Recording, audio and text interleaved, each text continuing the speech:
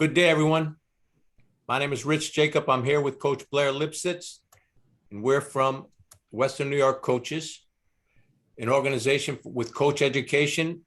We are collaborating here with Medaille College Sport Management and the Community Foundation of the Ralph Wilson Foundation. Happy to be here.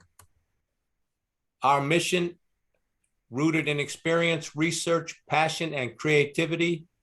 The mission of WNY Coaches is to foster excellence in performance and well-being of coaches, athletes, and teams through sports psychology, holistic education, mentorship, and professional development.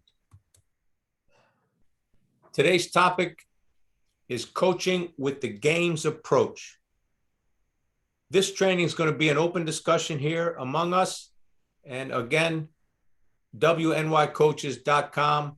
We will have availability for you to ask questions and communicate with us throughout this series of trainings. This is one of many. And again, we're coming to you virtually, and soon we will be in person for all of these trainings.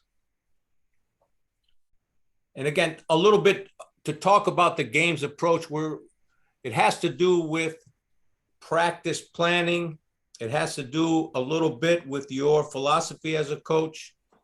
Again, we'll be referring to best practices in practice planning, but the focus again is on the games approach, and we'll define that as we go forward. Great coaches start out with a season practice plan.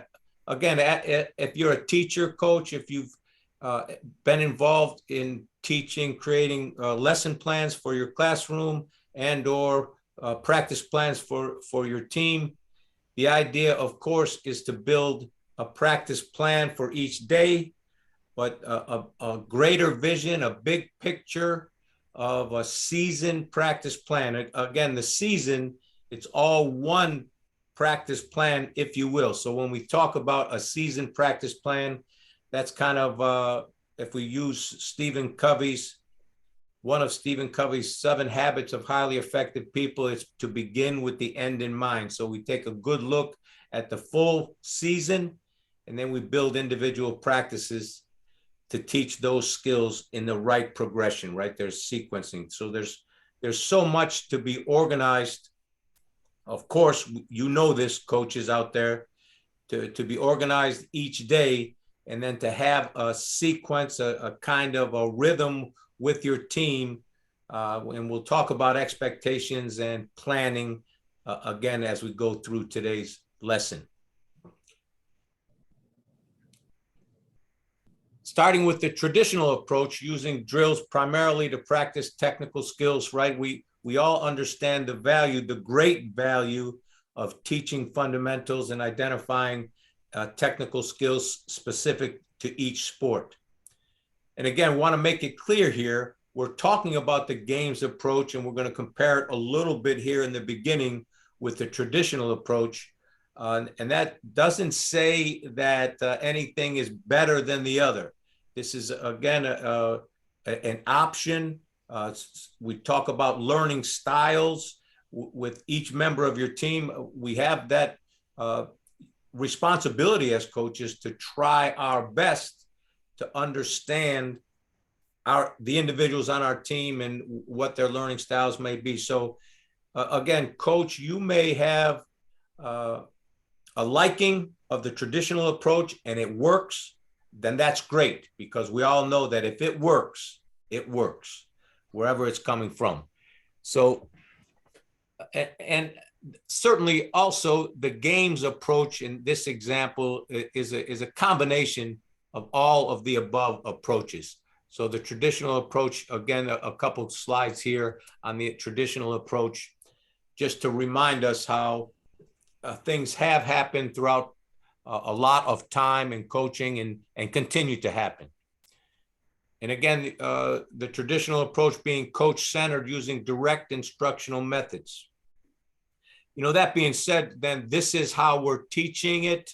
This is the specific skill. This is this specific strategy, regardless of the individual focus. That's why you see on this slide question mark after individual focus.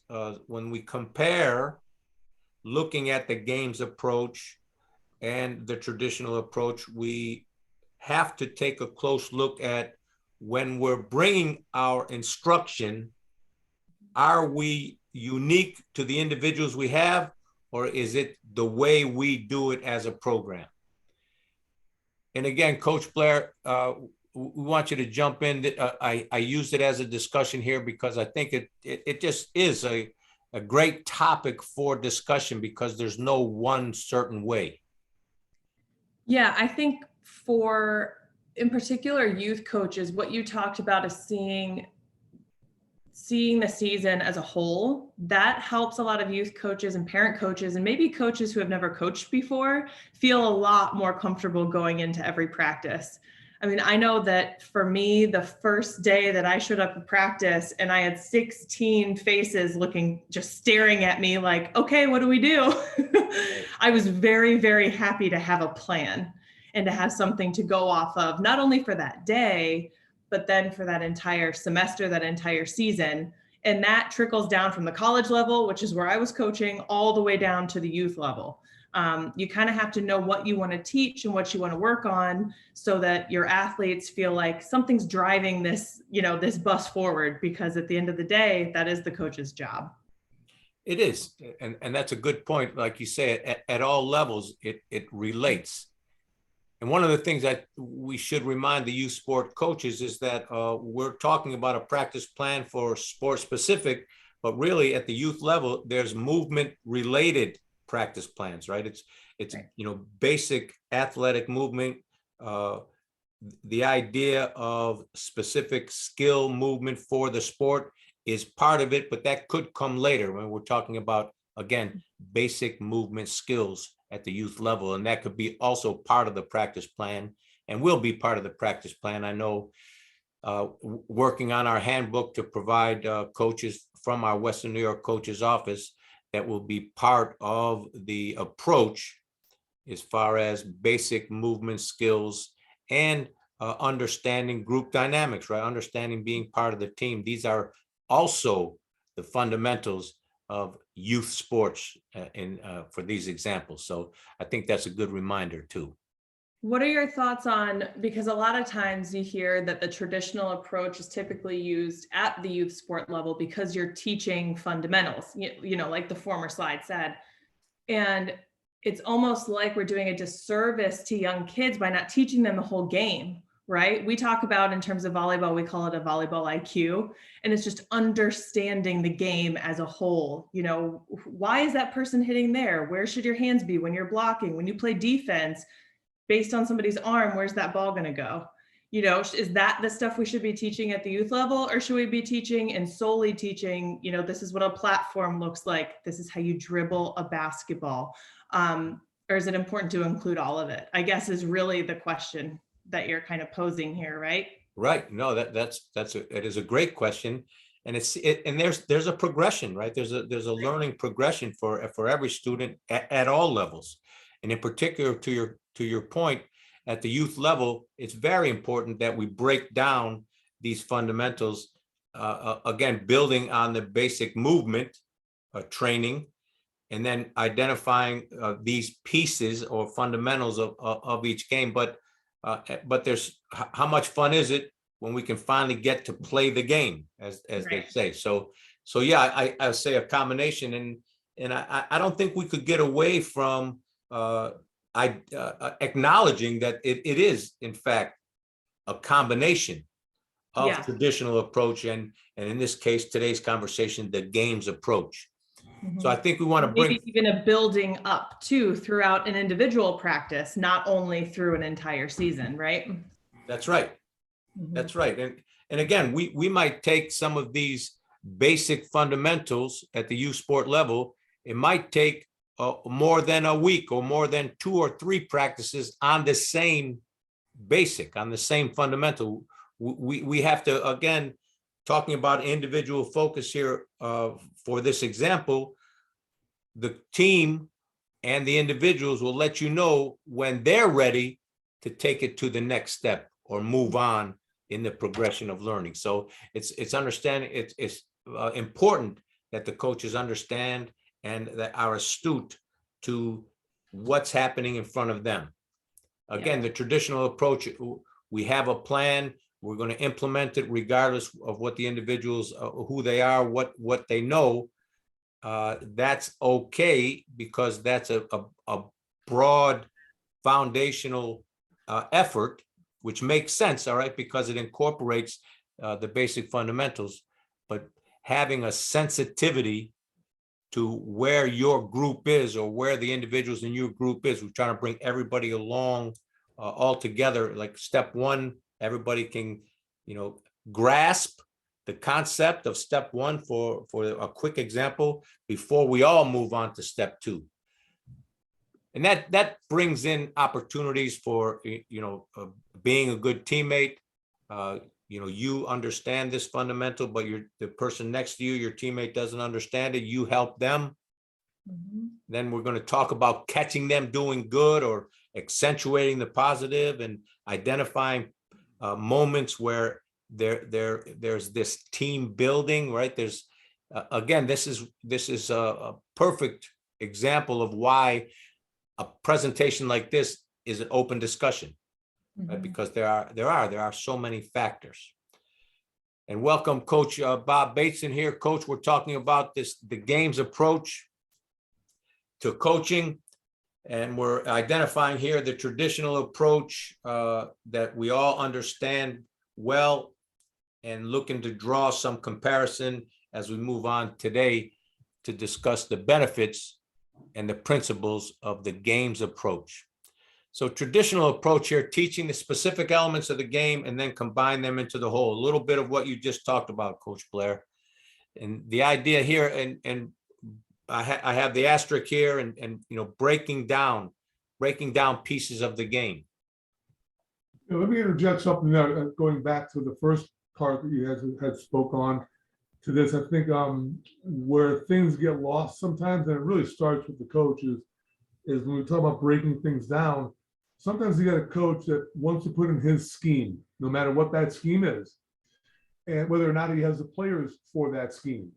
Right. Then he'll try to implement that scheme and may not have the right players for that, as opposed to, hey, let me adjust my scheme, my thought process here based on the players I have that can implement it. So I think we'll see that at all levels, also at all levels of coaching. Sometimes that gets missed. And if you don't have the ability to recruit the type of players you want to fit into your scheme, and you're trying to fit players into schemes that really they're not capable of doing, that's a defeat before it even starts. And a lot of coaches don't realize that. Yeah, that's an important point, Coach. Thank you. Yeah, and that's a learning curve, I think, too. A lot of coaches, even the coaches that go through something like this, it's going to take trial and error over and over and over again until you really feel comfortable, with who you are as a coach. I know when I started to when, 4 years later, when I left that coaching position, I was a completely different coach. I walked in kind of thinking what you're saying, Bob, that I'm going to implement X, Y, and Z because this is how I did in college or when I was playing overseas. And then I quickly realized that maybe that system wasn't going to work with the crew that we had. And maybe this would work better for them, or maybe they would work better in this system. And just, you really have to try a bunch of different things, even if you're not comfortable with it as a coach. Yeah, and you have the comfort level of your scheme, as you say, Coach Bob. But the idea is in counseling, right? We call it to be eclectic. Although we can't be a specialist in every foundational philosophy, every approach, we will not be a specialist in all of them. We at least have a responsibility to learn a little bit about each possible approach to be able to adapt, like we're talking about adapting. I think that goes right back, Coach, to what the whole breakdown is Coach Blair said it perfectly. You came in with the comfort zone of what you knew in coaching and how to apply it, and you had to get out of your comfort zone to do something different. And that's what you have to expect the athlete to do also, to improve that athlete. Get out of your comfort zone. We always used to say that, right, Coach? Get out of your comfort zone, make a difference. Life begins out of the comfort zone. Yeah, Yeah, the hard truth in coaching is it's not about you. that's right. It's a hard truth. That's good. Well said.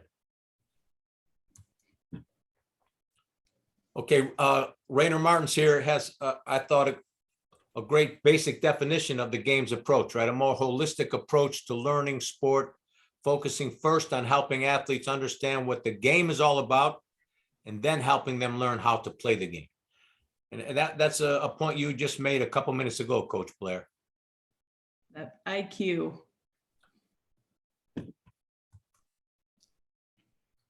Again, further on, introducing the game's approach using drills that are closely aligned with the game to teach technical and tactical skills, right? We again, this blends a little bit of what we've talked about in the traditional approach, which it should.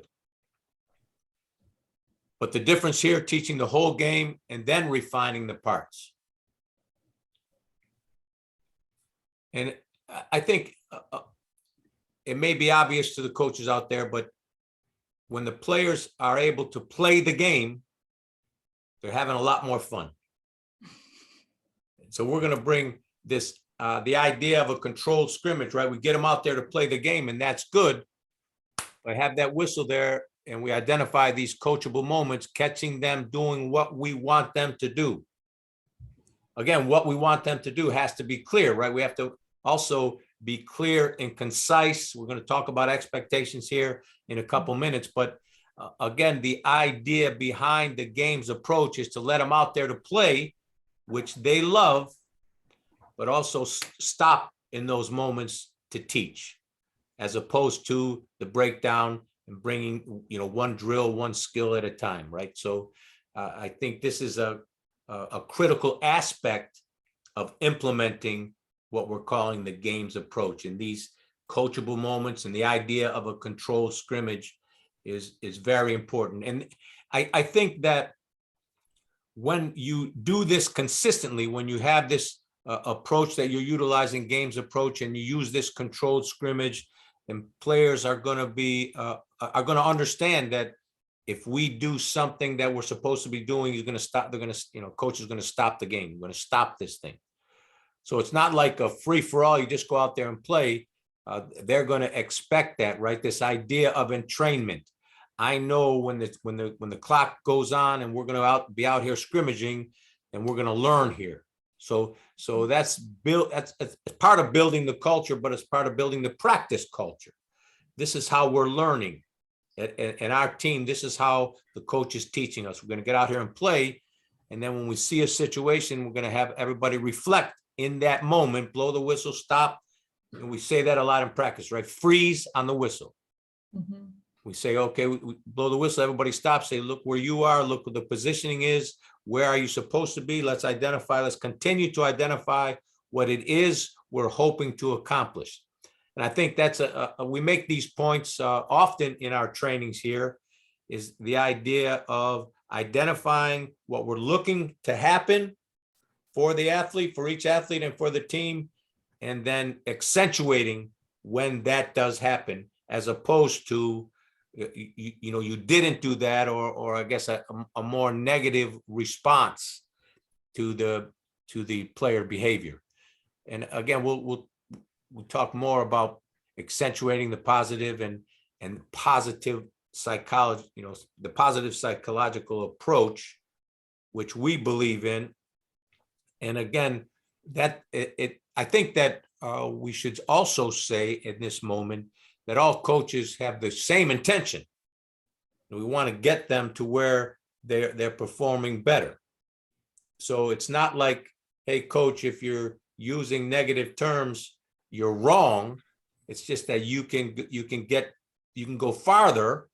You can help the athlete go further if you are consistent in identifying what it is you want them to do, and when they do what you want them to do, to keep reminding them, of that point. This is what we want, not what we don't want. This is what we want.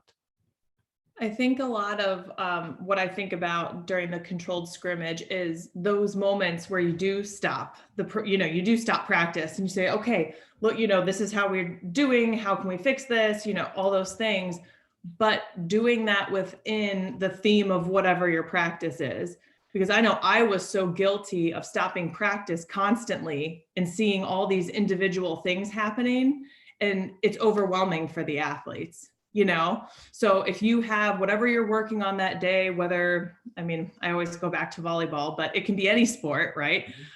Whatever you've been working on and building up to throughout your practice, what you really focused in during breakdown, early on in practice, Right. that's what you're really focused on in this controlled scrimmage, right? So if it is placement, where you are on the court, whatever you're working on that day, that's what you're policing, you know, for lack of a Right. better word, during that scrimmage, and that's what you're stopping it for. Not every little thing that you see, because everybody's individually going to be making smaller mistakes, right? And if it doesn't affect the whole at that moment, that's something you go back and you watch film or you bring it up in a different day. But if we talk about every single thing that needs to be fixed, it just can become overwhelming for a team. And that's just one little piece of this. I know I struggled with that early on in coaching. No, Yeah. that's a great point, Blair, because it's a team sport. And if you start to break down every individual movement, every individual position, you lose the other athletes. Yeah. Well, and it becomes a very boring practice, not for the coach, because you're involved in coaching every little component. Right. But it's not the sum of all the parts. Yeah. It's the sum of all the parts that make up the big whole picture. And when you get too focused on every little part, you never get to the big picture. Right. That's a great self-disclosure, coach, and that's a learning moment for you, right? Oh yeah. And it's a really good point. It's a really good point that you're making, as coach said, because as we talk about practice planning, there is a theme for that day. There is a focus on that day. Mm-hmm. So, and you're right, in your corrective behavior, stay focused on the theme as you're expecting the players to do. Good work. Again, just the idea, I think this is Ken Blanchard, help people reach their full potential, catch them doing something right. And again, this is accentuating, again, whatever the theme may be, whatever the skill that we're working on that day, when it happens the way we want to, it's also a time to stop, blow the whistle and say, that's it, right? That's it. Continue to accentuate. I think as coaches, you kind of take for granted that, like, if I don't say anything, that means you're doing it right. And we always stop to correct and criticize what's being done wrong. And not that we want to overdo the constant, like, oh, that was good, that was right. But you need to tell them there has to be a ratio. You know, maybe it's 2 to 1. For every 2 corrections with negative, give a positive affirmation in there also. It's important to let the athlete know that was a good job. That's how we want it done. Remember that. Yeah. I think the Positive Coaching Alliance calls it a compliment sandwich, right? So the top piece of bread is, well, that was really good. And the middle piece is, this is what you have to improve on. And then you close the other piece with another good, right? So it's a compliment sandwich. I say it's supposed to be sandwich. I know, I say it wrong. I'm told that at home all the time. Okay. Coach, now this is Body Blocks. This is Coach Bateson's house here. And Coach, using this games approach is definitely effective for performance, but I'm not so sure that it works in strength and conditioning. And as a critical aspect of success, as we all know, strength and conditioning. Can you talk a little bit about the idea of having a games approach philosophy, but what you can and can't do utilizing this kind of approach when you're talking about strength and conditioning? Yeah, well, we always use the weight room and the strength and conditioning component. It's as big of any aspect of any of the coaching and training on the court or on the field or on the ice. And I think that what I always try to convey is the same thing. Give me 1,000% effort on every lift, on every exercise that we're doing, not just, sometimes it's some strength coaches set things up and it's like, okay, here's your workout, go do it. And they kind of go through the motion of it. So I'll stop players and break it down. Whoa, time out. Good, that was a good set. count that as another warm-up set and bump that up another 10 or 15 pounds because that was just going through the motions.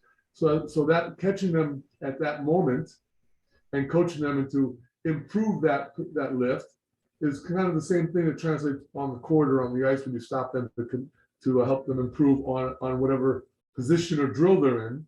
It's the same kind of thing. You're creating that mindset of constantly perfection and pushing the envelope. Don't settle. Don't settle. Well, that's good, coach. And it's like the idea, again, of the game's approach is we can identify and simulate game situations and highlight them in practice. And just, you just said that while you're in the room, while you're in the weight room, and you can utilize a little bit of that approach. But Coach Bateson, I want to come back to you to talk a little bit more about when and again, at all levels, when we're preparing a season practice plan and we're preparing individual practice plan, being consistent with the strength and conditioning component.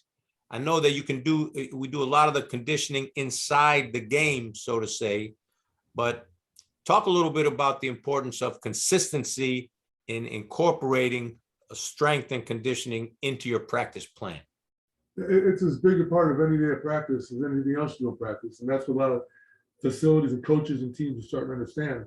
And another follow-up to that is the same thing, especially at the high school level. I'll teach these kids to understand that feeling. When you feel that weight load and it feels like, okay, do I have one more? And it's easy to just stop right there. I'm done. I did it. I'm in that semi-zone close enough. That tell them, no. Same thing. If that guy's pushing up on you on the field or on the court, are you going to back off? Or are you going to push back? So the same mentality applies. That's how it translates, coach, to the game. Is when you feel that load, you don't back away from it, you push into it. Okay. So that just is kind of follow-up we have just talked about. And then as far as like organizing the strength and conditioning part, coach, as you know, we had a very methodical way of doing things, which is not normal at any high school level because I brought in a professional approach. And there are days that we conditioned at different levels, right? And there's days that we use the runs on the court as part of the conditioning, but there's also time we have to set aside for strict conditioning. And we use a ratio, work rest ratio of 3-to-1, rest to work. And there's a method for that. There's science behind that. And that doesn't have to be implemented every day. As you know, we implemented that once a week. And then another day a week was some conditioning functional stuff with laps and things like that. And that's how you don't need to condition an athlete into the ground. And I think that some coaches don't get that because, well, thinking that I have to condition you every day after practice, it isn't really necessary if you're doing the right things in the right format throughout that whole week of practice. And that has to be laid out, and not everyone understands that. And that's why you need to bring in a professional to do that component, because as a coach of the team, you might not have that might not be in your wheelhouse. And understandably so. It's a real profession now. Right. That's again, thank you for that, coach. And I want to let coaches out there know that WNY coaches will be presenting a full training on strength and conditioning featuring Coach Bob Bateson. Coach, and I know, again, we can't answer all the questions today, but can you talk to the Little League coach right now to say, okay, I'm a Little League coach. I have 5- and 6-year-olds. I want to incorporate some strength and conditioning to my practice. How do I do it? At that level, you might do basic functional body weight movements and teach form. And it could be a body weight squat, a push-up from the knees. And don't just let them do it. I've had kids that have come in here. We start kids sometimes with 8 or 9, depending on their focus. And a lot of times they're coming from like that youth sport where they did as a group, and they just said, okay, everybody, 10 push-ups, okay, 10 squats. And they just do that without making any corrections. When I get them, they're like all over the place. It's like a man falling out of a tree. So we have to address that fundamental form. And that can be done at that age group just with body weight stuff is what it should be done with. So it's not that not that we're gonna damage anybody. We already know that's not true. We're not gonna damage growth plates. That's been dispelled by Dr. Wayne Westcott 20 years ago.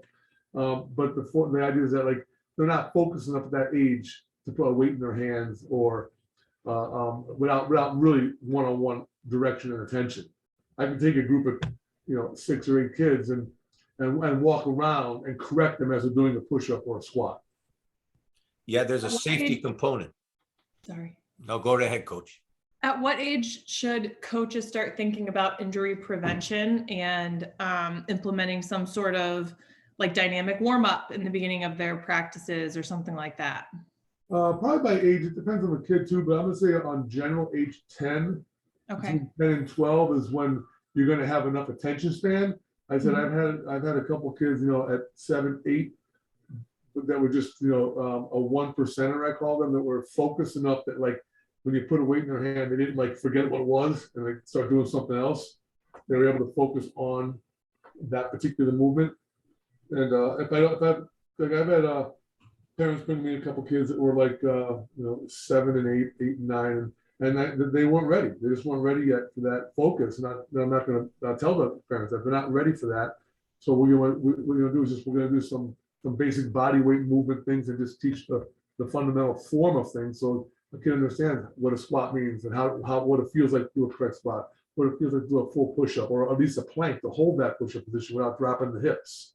So that in general, I'm gonna say that 10-year-old range is about right where the kid has the most student or young athletes will have the focus. Mhm. Makes sense. I mean, you've seen 5, 6-year-olds sitting on second base looking out in the outfield, right? Yeah. Focus is I feel like negative. I was that 5 or 6-year-old. Well, we had the guy who was in the outfield picking up rocks and putting him in his back pocket of his little league, the pants, the little league pants. Makes it harder to run. All that when he ran down first base, they used to start falling out of his pocket. But listen, as that individual grew up, he ended up in geology. No kidding. He was digging rocks in Italy. We found it. It's a beautiful story.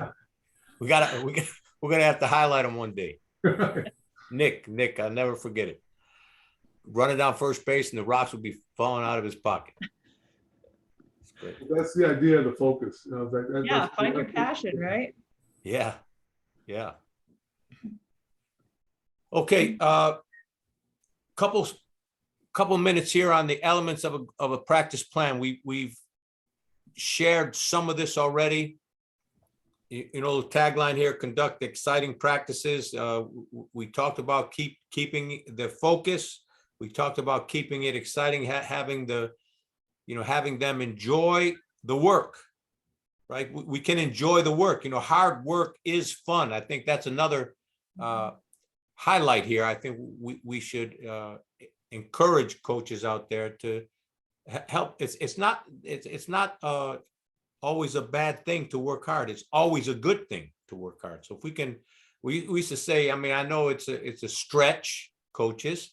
We say, look, the wind sprints are fun. This is fun because it's good for you, right? And they don't, okay, I don't know if they really want to hear that because at the youth level, they love it. Oh my gosh, they love running and, getting all that energy out. And if we can bottle that up and keep it going up, and not make it always a consequence, right? Which I know we're going to get to later on this, but right.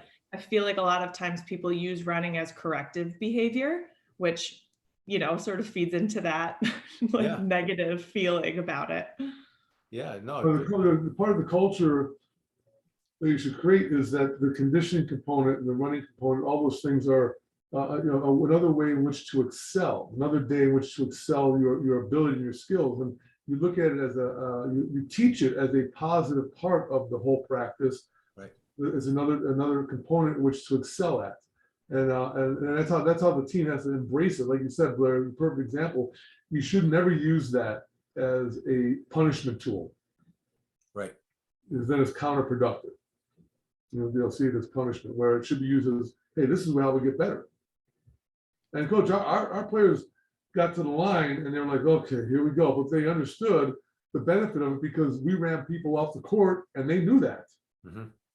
and they knew where it came from. So there really wasn't much pushback. There was always that little like, okay, here we go, let me get mentally ready for it. But there really wasn't a big negative feel to it, No, it did. It did become part of the culture, and they embraced it fully. And like as you say, Coach, they lived the benefit, so they really understood it because it became part of them. And Coach Blair, I'm sure some of your training at the highest level, maybe you can comment on that as well. Yeah, I mean, even from when I was coaching, of course, we used running and conditioning as corrective behavior, but I remember the team specifically that would get on the line and say, all right, let's not just knock this out, but let's get better through it. I remember those teams because they got it, they understood what that meant. Being on the line wasn't a punishment. It was, we're going to learn how to work hard and get better here. And then that's going to translate for us onto the court. So I specifically remember as a coach, those different teams that just kind of got that mentality of it. So I do know what you're talking about for sure. That's good. And again, looking at these team culture, routines, goals, and rules, I think it's important also to remind coaches, as much as possible, let's let the members of the team, let's let the players have a say in some of this, right? Coach, we started talking in the beginning here of you have your scheme, and this is what this is what you know best as a coach, and this is what you believe in. You understand, you believe that it works, so you're going to implement, your approach.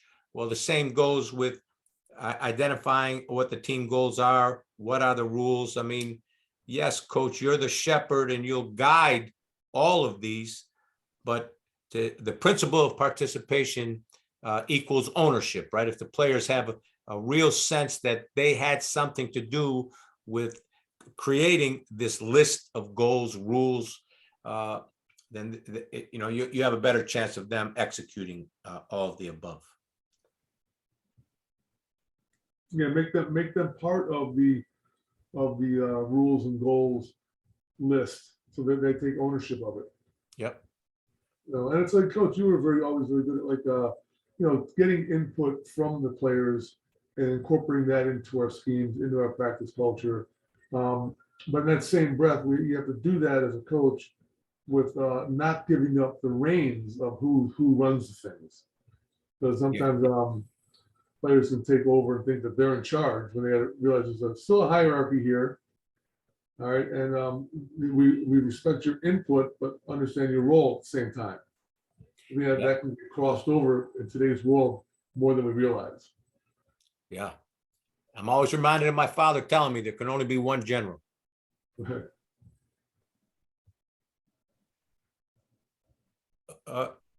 Along in this same conversation, right? We want to be clear and concise with expectations. Oftentimes, I think that coaches make assumptions that everybody understands what's supposed to happen, and that is not the case. Start from scratch as if everyone knows nothing in the beginning, coach, right? Be clear on your expectations, because not only that, it's very important to bring focus to what we're trying to accomplish. And this is overall expectations, right? Even going back to Coach Blair, talking about the theme of the day in the practice plan, which again, we're going to talk a little more about here shortly.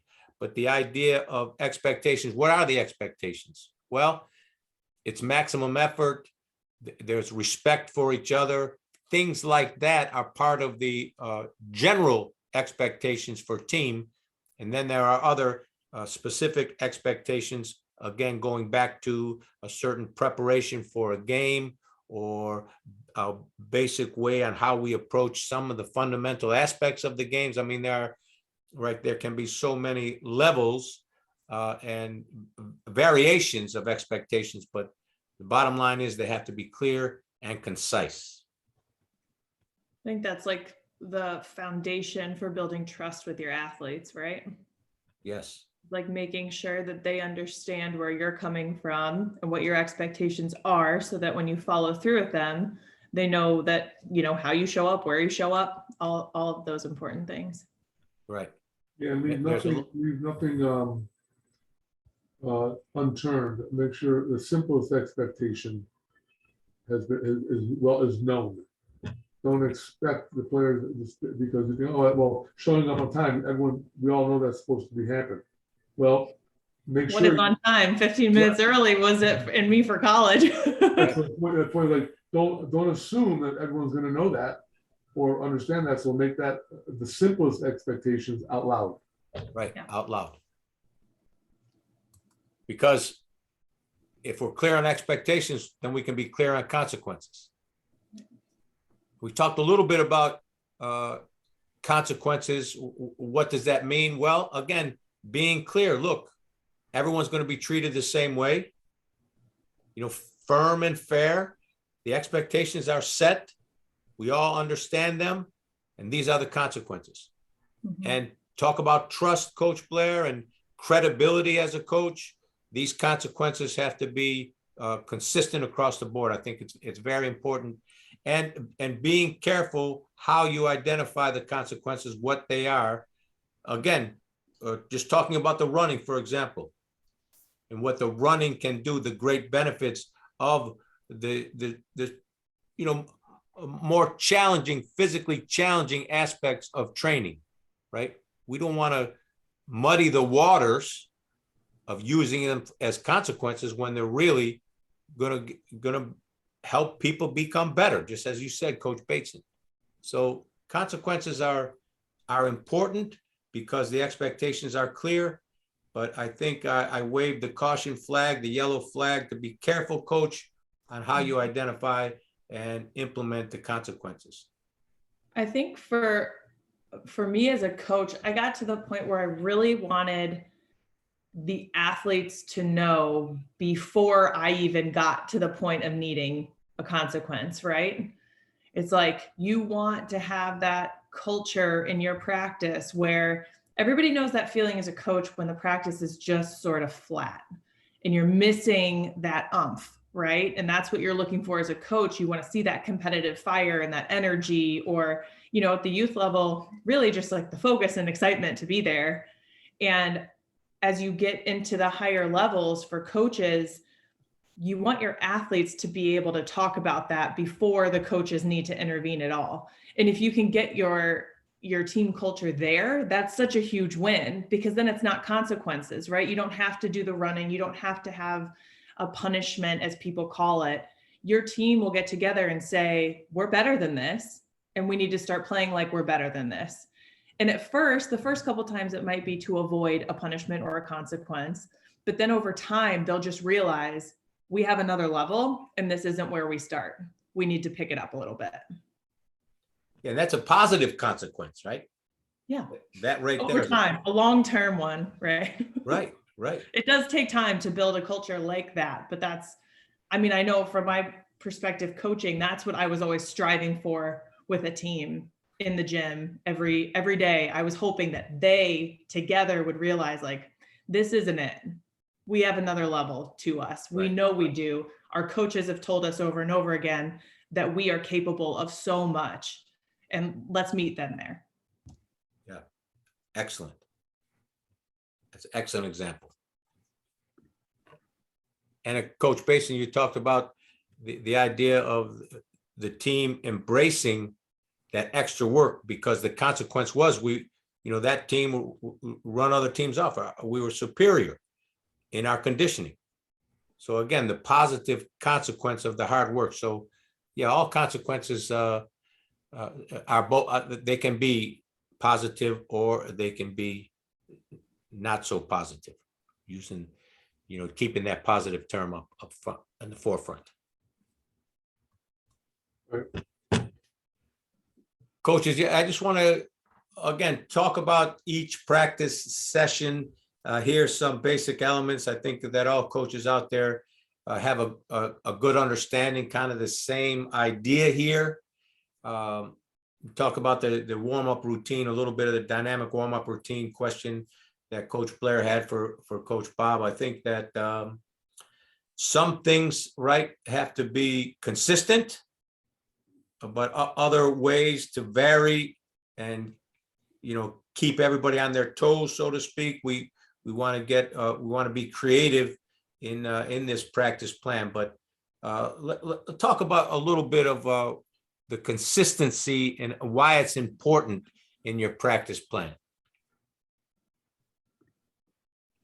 Yeah, from my perspective, we had sort of a setup every practice that we would start with. We would start and sort of build into a really, really competitive environment at the end of practice. But the beginning was that skill set and making sure that our athletes were getting that one-on-one instruction that they needed. Like we said, when the team's together and they're all going, you're focused maybe on a different focus. It's not focused individually. So we would kind of carve that out for the beginning of practice where we hone in on specific skills. And then we just sort of add more and add more and add more and build up to a full 6-on-6 competitive, like game-like scrimmage. Right, and that was consistent, and then it became, again, part of the mindset. As Right. they're in the locker room getting ready, we know that some of these things are going to happen every practice. I think that's important. Well, yeah, and the routine is important. The routine builds consistency, and the consistency is what you need to build a championship. Right, that's good. And I have this asterisk on the repeat activity. Certain things I know, again, Coach Blair, you're talking from volleyball perspective.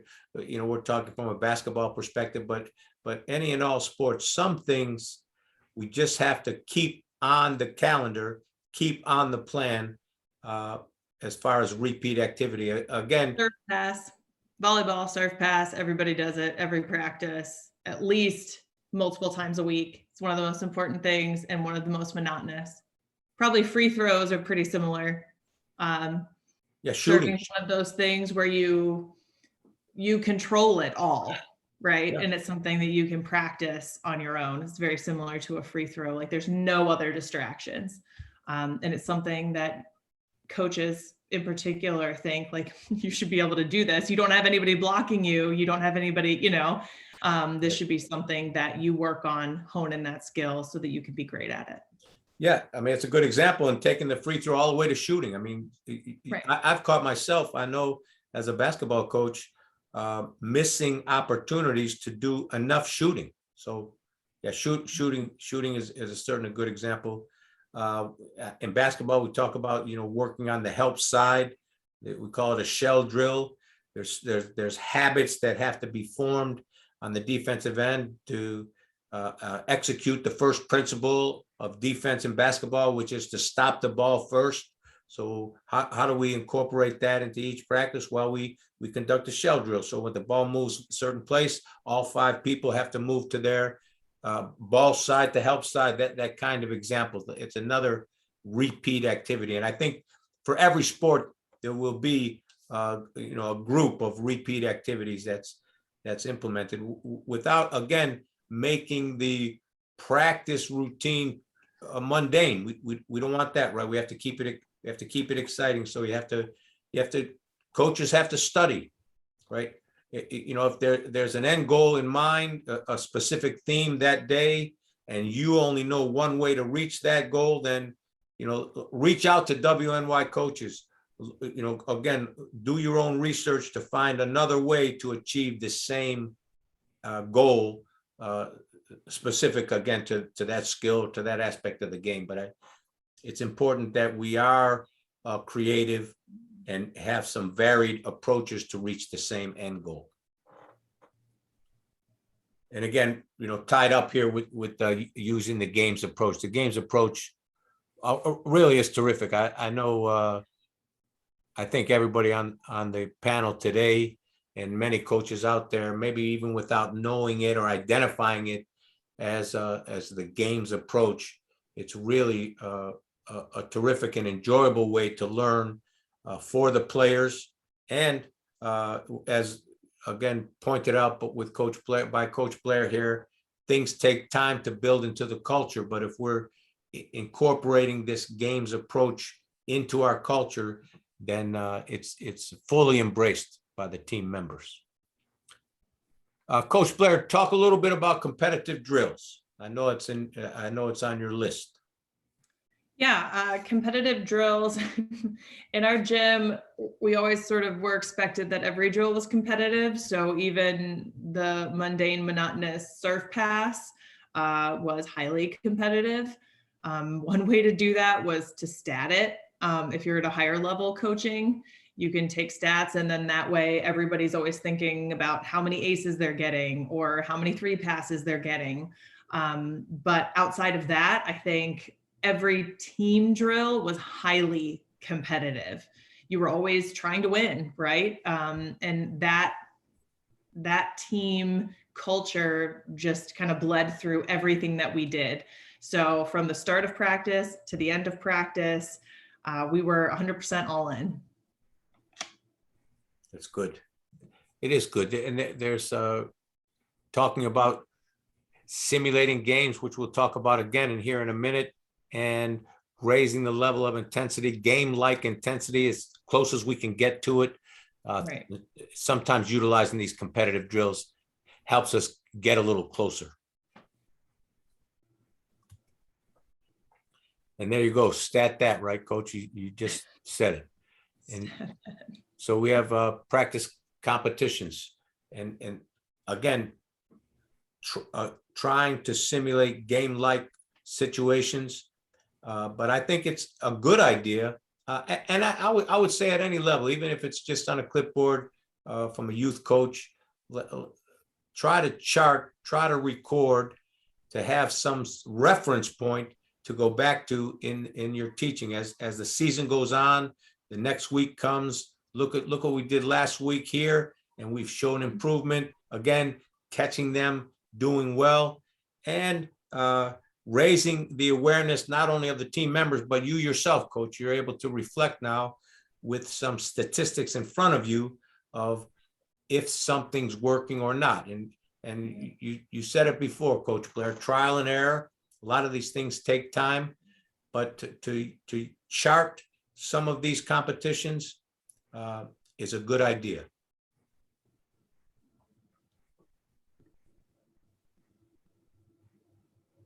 What about filming practice? What are your thoughts here, coaches? We filmed every practice at the college level. I think it's something that it's just really useful for some athletes to see. You know, you hear some athletes say, like, I don't feel that I'm doing that. And that can be really, really true. I mean, you know, Coach Bob said it earlier that sometimes over time you've used the same motions over and over and over again. They feel like second nature. And that happens on the sports side too. You know, somebody will hit and we'll say you're dropping your elbow a little bit, you know, we got to get our elbow up, and they're saying, I'm not even feeling that. So using film to show someone that can be very helpful individually, but I think film is great also from just an IQ perspective on your sport, because when you're playing, you don't always see all the things that are happening around you and how that's impacting your play or how your play is impacting the team. And film can be a great way to show everyone, okay, their outside is doing this. How do we need to move in order to put ourselves in a better position to play that ball up? So just like individually and team, I think both are great for film. Definitely at the higher level and at the youth level. I'm not really sure, you know, unless somebody loves the game and you want to show them like a super high level of what it could look like, you know, if they stick to these fundamentals that you're working on swinging a bat, then maybe they can hit it like one of the best, you know, baseball players in the country. Yeah, I think that filming practice, and especially at the higher level, I would just started high school, is as big a practice tool as anything else. Because like you said, Coach Blair, we watch game film after the game's over. So we're looking at what happened, who was that position, what, you know, what we could have done better. So you can do that as part of practice, filming practices, and say, hey, we need to correct this. Look, you're not covering on the weak side, or whatever it might be. You can identify it before the game, and use that as a visual tool as we do game film. It's really just a matter of being able to slate all that stuff into practice. Right. And it is, it's so useful. I mean, in academia, we call it, you know, critically reading research. If we can incorporate the use of film for self-assessment and it becomes consistent in their experience, then the players are going to be able to use that tool of assessing themselves and identifying what's expected, what's hoped for in each behavior, and then breaking down film. I think if it's used consistently, then it becomes, again, a performance habit, if you will, of self-assessment. Thanks. Again, wrapping up here, a couple more slides. Coaches, thank you for listening. If we take a look at this list, a lot of the things that we've already covered today and that we could really expand on, and maybe not today's training, but in future trainings. And again, we want to make sure that those listening out there, wnycoaches.com, we're willing to come to you and prepare any sort of training on any of these aspects in today's lecture and many that we already have to offer you. And again, you'll be able to access those www.wnycoaches.com. But, the idea of technical skills and tactical skills, right? The technical skills are based on the fundamentals, and then tactical skills we're teaching the whole game, teaching strategy to compete, taking those two components for two examples of this list. Coach, we're not saying one's more important than the other, but they are separate, they are different. And in your planning, you have to identify these technical skills in a sequence, right? We want to work within a progression of identifying fundamentals or the technical skills specific to the game. And again, that's connecting the theme of the practice plan, right? If it's week 1, we're working on ABC technical skills. Week 2, we move forward, etc. We want to connect that learning as the season progresses, and want to keep this the idea of fun. Some days, Coach Blair, you alluded to it earlier. Some days the practice we're flat. So what happens? Well, Coach, what do we got to do, right? We want to simulate the game, but Coach Basin, take it from here. We got to call an audible. Right. Sometimes we have a great lesson plan. We're proud of it. We're going to bring it forward, and we're not getting a response. It's not working. You might have to tear that lesson plan up, throw it in, and call an audible, to use Coach Bateson's term. And you have to be willing to do that at any point in time in practice. You have to be willing to say, hey, all right, what we're doing here really isn't working. We have to change gears here. And don't be afraid to do that. Have plan B ready and switch gears and keep that level of practice where it should be. We do it in the weight room too. I might have a plan initially to start things out, but if I see that, like, hey, the performance isn't where it needs to be for whatever reason, maybe they're a little beat up from a prior game, I'll call an audible there too and change it what our plan was. We got to be able to do that, and that's what makes it successful, is not getting stuck in thinking it has to be the same way every time. Yeah, we had a team start out every game that we had. I mean, in practice, they were great. They brought great energy. And then every game, the first 3 to 5 points, it was just so flat. I don't know if it was nerves or what was going on. So we decided to change up our routine before, we were doing warm-ups, and they would play. They would just play like a short scrimmage game. Everybody would get in and get a couple swings, couple block moves, instead of doing your traditional, warm up that we've always done with the serve pass and getting, individual swings. We would just let them play. And for some reason that got the nerves out, that got the jitters out, and it helped them start those first 3 to 5 points. And it just dropped whatever nerves they had. Yeah, it's nice when it works, right? It's nice when it works, but we had to change it every 3 to 5 games.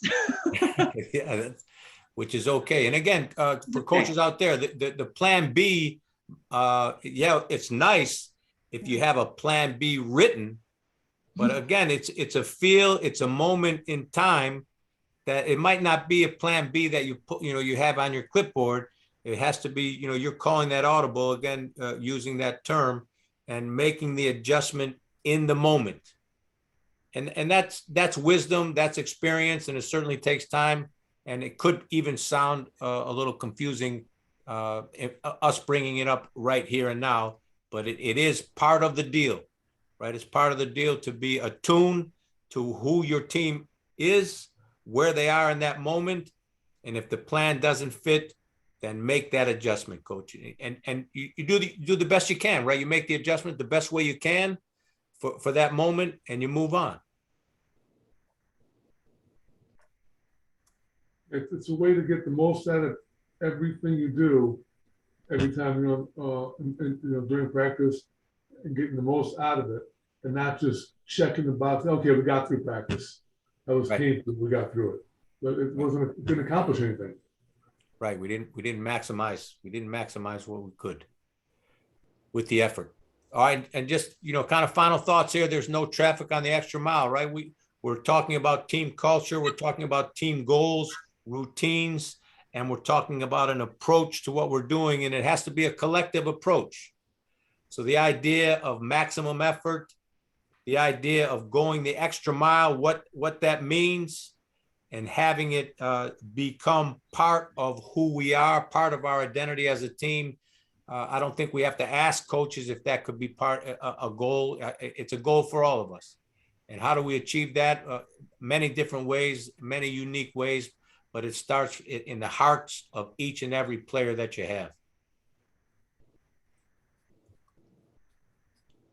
Okay, we'll wind it down. Thanks again for listening, coaches. We're building a psychological toolbox. Let's work together to protect our young through sport. This is WNY Coaches signing off on this training of the games approach. Thanks for listening, and we'll see you next time.